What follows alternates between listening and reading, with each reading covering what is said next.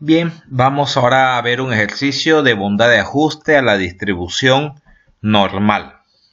Para ello vamos a plantearnos un problema. Dice, se realiza una encuesta a una determinada localidad a un conjunto de personas consultándoles la edad que tienen. Los datos obtenidos fueron procesados en la siguiente tabla al 5% de significación. Se debe verificar si estos datos se ajustan a un modelo de probabilidad normal. Muy bien, aquí tenemos la tabla. Se ha consultado a 64 personas, eso lo sabemos sumando todos los valores en la columna de frecuencia absoluta. Tenemos la marca de clase. Aquí hemos generado el producto de marca de clase por frecuencia absoluta, es decir, el producto de estas dos columnas, con el afán de que vayamos luego posteriormente a calcular la media aritmética. Bien, nos planteamos primero las hipótesis, indicando como hipótesis nula que los datos provienen de una distribución normal y como hipótesis alternativa que los datos no provienen de una distribución normal. Bien, vamos a necesitar para esta prueba tener la media aritmética y tener la desviación estándar. La media aritmética es igual a la sumatoria de la marca de clase por frecuencia absoluta sobre n. Aquí ya hemos generado esta columna de marca de clase por frecuencia absoluta, 2800, y nuestro n sería 64. Obtenemos un promedio de 43,75. Generamos también la desviación estándar. Esta es la fórmula para la desviación estándar. Debemos generar esta columna de marca de clases menos el promedio, esa diferencia al cuadrado y por la frecuencia absoluta. Bien, aquí ya le hemos generado cada uno de estos valores. La marca de clase de cada categoría menos la media aritmética calculada anteriormente. Esa diferencia al cuadrado va a ser siempre positiva y por la respectiva frecuencia absoluta de la categoría. Bien, y generamos la sumatoria de esta columna. Al reemplazar en esta fórmula sobre un n-1, obtenemos que la desviación estándar es 15,38. Perfecto. Hemos calculado, repito, la media aritmética y la desviación estándar para poder realizar la prueba de ajuste a una distribución normal. Bien, volvemos a la tabla original de los datos, los 64 datos que teníamos, y vamos a calcular las probabilidades esperadas. En realidad esta columna de frecuencia absoluta, que son los datos obtenidos a través de la observación, a través de la experimentación, lo podemos asumir que es en realidad la frecuencia observada. Y lo que tenemos que generar ahora es la frecuencia esperada, pero para ello debemos generar primero, en primera instancia, las probabilidades esperadas, y eso lo hacemos según el modelo normal.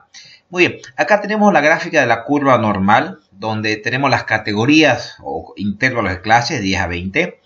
Nosotros inicialmente, para la distribución normal, trabajamos con el parámetro z, recordemos que nos dice el valor de cada variable menos la media aritmética sobre la desviación estándar. Bien, queremos calcular el valor, la probabilidad que existe en este intervalo de 10 a 20. Pero resulta que estos extremos menores a 10 y mayores a 80, que no están siendo considerados en la tabla, que son valores de probabilidad muy pequeñitos, van a quedar en realidad a la deriva. Entonces lo que vamos a hacer es que estos valores de probabilidad o de área que tenemos en los extremos, lo vamos a acoplar a los intervalos de los extremos.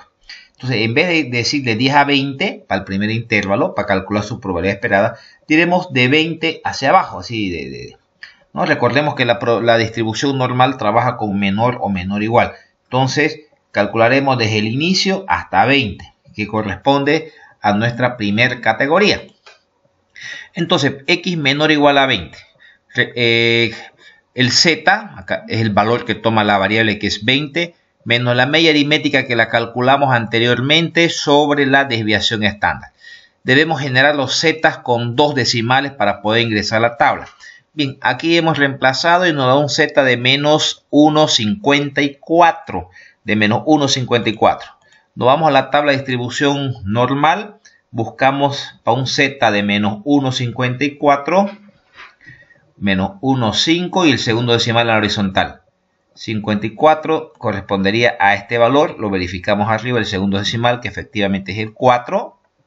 Bien, entonces el valor de probabilidad para ese valor de z de menos 1,54, 0,06178. Efectivamente, está el valor de probabilidad. Ahora calculemos, y hemos hecho para el primer intervalo, ahora de 20 a 30.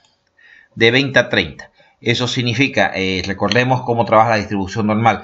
Vamos a calcular el valor de probabilidad menor a 30 y luego el menor a 20. La diferencia de ambos nos da el valor de probabilidad dentro de ese rango de 20 a 30. Bien, reemplazamos entonces primero para un x30 con la media aritmética ya conocida y con la desviación estándar conocida. Para el valor de probabilidad de x menor a 20 lo hemos calculado en el anterior caso, es 0,06, directamente reemplazamos. Pero bien, para el z, para un x menor a 30 es menos 0,89. ¿Cuál es el valor de probabilidad para un menos 0,89? Nos vamos a la tabla de distribución normal, menos 0,89. Sería este el valor en la tabla de distribución normal. Verifiquemos segundo decimal 9. Efectivamente, menos 0,89 sería 0,18673. 0,18673 menos este valor de probabilidad para el x menor a 20. Muy bien, obtenemos que el valor de probabilidad entre 20 y 30 es 0,12495. Ya está de 20 a 30, ahora estamos de 30 a 40. Calculamos el valor de probabilidad acumulado hasta el 40 menos el valor acumulado hasta el 30. La diferencia nos da entre 30 y 40. Por eso que aquí indicamos la probabilidad x menor a 40 menos x menor o igual a 30, ¿no? La diferencia nos da el valor de probabilidad entre ambos valores. Para el x menor a 30, recordemos que aquí lo hemos calculado, que es 0,18673, que lo tenemos acá. Pero para el x menor o igual a 40, reemplazamos el 40, el valor de la media aritmética y el valor de la desviación estándar. Y obtenemos un z de menos 0,24.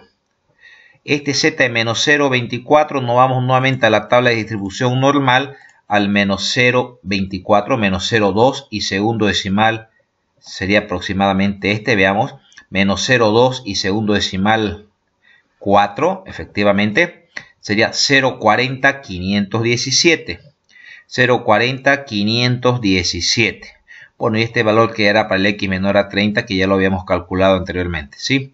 La diferencia nos da 0,21844 para un intervalo de 30 a 40. De la misma manera seguimos trabajando ahora para el intervalo de 40 a 50, ¿no?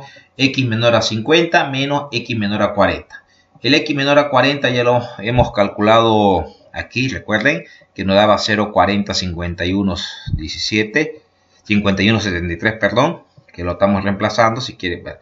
Y lo que vamos a hacer es calcular para el z igual a 0,41, ¿no? Que corresponde para un x menor o igual a 50. Entonces, ¿cuánto es el valor de probabilidad para un z de 0,41? Para un z de 0,41, 0,4 en la columna y 1 el segundo decimal, sería 0,65910. 0,65910. Al reemplazar nos da 0,25393, el valor de la probabilidad esperada en ese rango de 40 a 50. Bien, continuamos ahora, nos corresponde calcular de 50 a 60, ¿no? Que será x menor o igual a 60 menos x menor a 50. El x menor a 50 se lo realizó en el anterior cálculo, que era 0,65910. Haremos el cálculo para un x menor o igual a 60. Reemplazamos el 60 en la fórmula para generar el z, la media aritmética, la desviación estándar, y tenemos un z de 1,06. Buscamos el valor de probabilidad para un z de 1,06. 1,0 y buscamos el segundo decimal, que sea el 6, sería este, menos 1,0, 6 segundo decimal, 1,06. Será un valor de probabilidad de 0,85543. 0,85543 menos este valor nos da el valor, se obtiene la probabilidad esperada para el rango de 50 a 60. Ahora para 60 a 70, de la misma manera, x menor o igual a 70 menos x menor o igual a 60. Para el x menor o igual a 60, recordemos aquí lo habíamos calculado, primero su z y luego el valor que era 0,85543, que directamente estamos reemplazando acá. Lo que necesitamos calcular es para el z70, ¿no? Para el valor 70, la media aritmética, la desviación estándar, nos da un z de 1,71. Entramos a la tabla de distribución normal para un z de 1,71, 1,7, segundo decimal, veamos la horizontal, 1, efectivamente, 0,95637, 0,95637. Bien, eso nos da un valor de probabilidad esperada de 0,194 para el intervalo de 60 a 70. Luego sería el intervalo de 70 a 80, pero ya como el último intervalo, en realidad vamos a decir de 70 hasta el final, es decir, mayor o igual a 70, que incluye hasta el 80 y el poquito que quedaba de área en el extremo derecho, entonces x mayor o igual a 70. Pero recordemos que la tabla de distribución normal trabaja solamente para menor o menor o igual. Por eso que esto lo desglosamos en su complemento, que sería 1 menos la probabilidad de x menor o igual a 70. Pero para x menor o igual a 70 ya lo habíamos calculado acá, que habíamos obtenido un z de 1,71 y habíamos buscado en la tabla que era 0,95637 su valor de probabilidad. Bien, y obtenemos la probabilidad esperada para la última categoría, que es 0,04367. De esa manera hemos calculado las probabilidades esperadas según el modelo normal para cada una de las categorías de nuestra tabla. Aquí los vamos colocando los valores de probabilidad esperada que hemos calculado. Bien, ahora debemos generar las frecuencias esperadas. Recordemos que los datos iniciales que teníamos como frecuencias para nosotros son las frecuencias observadas. Hemos calculado según el modelo normal las probabilidades esperadas. Ahora, las frecuencias esperadas se las obtiene el n, que es 64, el n total, por cada uno de los valores de probabilidad. Entonces, cada uno de estos valores de probabilidad multiplicado por 64 nos genera los valores de frecuencia esperada. Obviamente, la sumatoria de estas frecuencias esperadas debe sumar también pues 64, ¿sí? Deben ser iguales. Pero resulta, y ya lo habíamos comentado en un anterior ejercicio de prueba de bondad de ajuste, que cada uno de estos valores de frecuencia esperadas deben ser mayor o igual a 5. De no ser así, deberíamos fusionar categorías para asegurarnos que todas sean mayor o igual a 5. Fijémonos que la primera categoría nos da una frecuencia esperada de 3,95. No llega a 5. Por lo tanto, vamos a tener que fusionar la primera y la segunda categoría para que esta frecuencia esperada sea mayor o igual a 5. Obviamente las frecuencias observadas se van a ver obligadas también a sumar. En realidad toda la primera y segunda categoría se vuelve una sola. Ahora seguimos revisando las frecuencias esperadas. Vemos que la última categoría también tiene una frecuencia esperada de 2,79. No es mayor o igual a 5. Fusionamos entonces también las dos últimas, ¿no? Obteniéndose estos valores ya, los nuevos valores de frecuencias esperadas después de la fusión de este par de categorías, para asegurarnos que cada una de las frecuencias esperadas sea mayor o igual a 5. Entonces, ¿cómo queda nuestra tabla? La primera en realidad va a ser desde, como estamos fusionando las dos primeras, menor a 30, ¿cierto? Y fusionamos las dos frecuencias esperadas, que se hace 11,94, y obviamente las observadas, 3 y 10, pues hizo 13. Y el mismo tratamiento se hizo en el último par también de categorías, fusionando la categoría de 60 a 70 y la mayor a 70, convirtiéndose directamente en mayor a 60. Hemos fusionado las dos frecuencias observadas, 11, exacto, y hemos fusionado las dos frecuencias esperadas, que se hizo 9,25. El hecho de fusionar categorías depende exclusivamente de las frecuencias esperadas, las cuales, repito, deben ser mayor o igual a 5. Y esa fusión se las realiza para asegurarnos que cada uno de estos valores de frecuencias esperadas sean mayor o igual a 5. En realidad, entonces, estas 7 categorías se han convertido en 5 categorías. Muy bien, una vez que hemos tenido hemos generado las frecuencias observadas y las frecuencias esperadas, debemos calcular este factor para cada categoría, que dice frecuencia observada menos la frecuencia esperada. Esa diferencia al cuadrado y luego dividida entre la frecuencia esperada de cada categoría. Hemos reemplazado, hemos generado cada uno de estos valores y hemos procedido a obtener la sumatoria de esta columna. Sumatoria que nos sirve porque en realidad nuestro estadístico de prueba es la sumatoria justamente de esta columna, ¿no? Es 0,955,46, que será para nosotros entonces nuestro estadístico de prueba.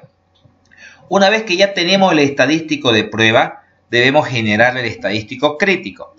Todas las pruebas de bondad de ajuste trabajan con la prueba de chi cuadrado.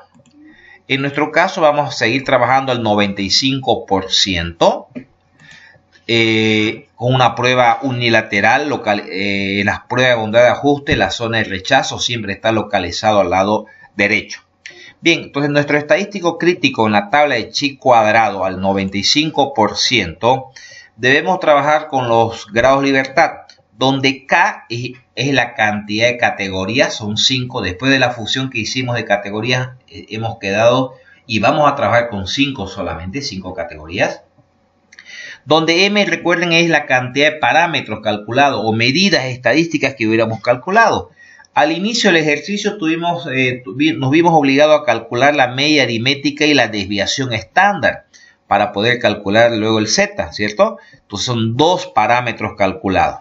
Entonces, al 95% de confianza, con 2 grados de libertad y en la tabla de chi cuadrado, no vamos a la tabla de chi cuadrado. Recordemos que la tabla de chi cuadrado trabaja al revés.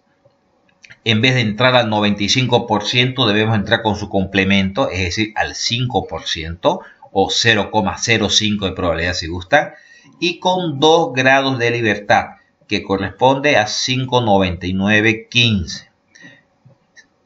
Efectivamente, 5,99, redondeándolo, ¿sí?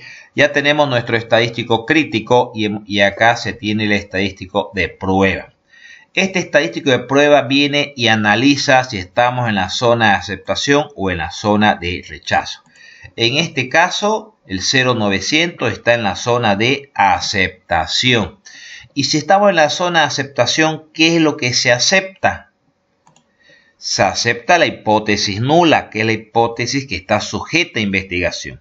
Entonces, en conclusión, podemos decir que, por lo tanto, se acepta H sub 0, que existen suficientes evidencias para indicar que las edades que están conformadas en esta tabla se ajustan a una distribución normal y que hemos llegado a esa conclusión al 5% de significación. Con eso hemos hecho la verificación, hemos realizado esta prueba de bondad de ajuste a la distribución normal. Muchas gracias.